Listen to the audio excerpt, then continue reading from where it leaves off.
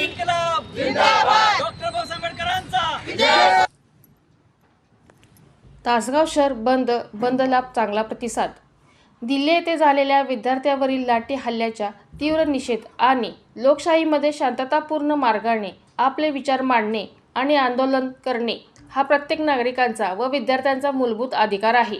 परंतु राजधानी दिल्ली येथे विद्यार्थी आपल्या न्याय मागण्यासाठी आंदोलन करत असताना त्यांच्यावर जो अमानुष लाठी हल्ला करण्यात आला तो अत्यंत निंदनीय आणि लोकशाहीच्या मूल्यांची पायमल्ली करणारा आहे।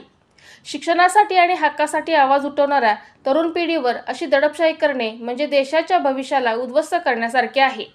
या दडपशाहीचा आणि विद्यार्थ्यांवरील अनन्वित अत्याचाराचा निषेध म्हणून दिल्लीतील घटनेचे तीव्र पडसाद संपूर्ण तासगाव शहरासह भारतभर व महाराष्ट्रात उमटत असून तासगाव शहर येथे याचा निषेध नोंदवण्यासाठी शहर बंदची हाक देण्यात येत आहे। त्यामध्ये मेडिकल सेवा, बस सेवा, दूध वाहतूक, अत्यावश्यक सेवा वगळता बंद ठेवण्यात आला आहे।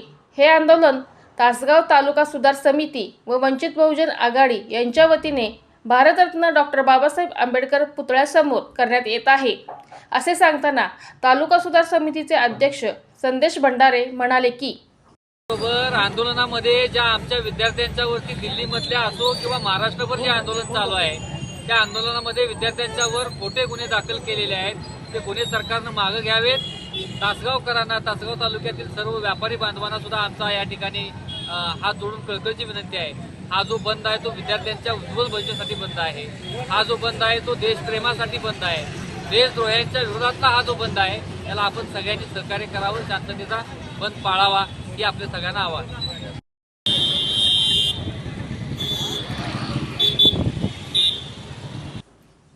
पाहत रहा आपल्या माणसाचा आपलं चॅनल विजय न्यूज सांगली।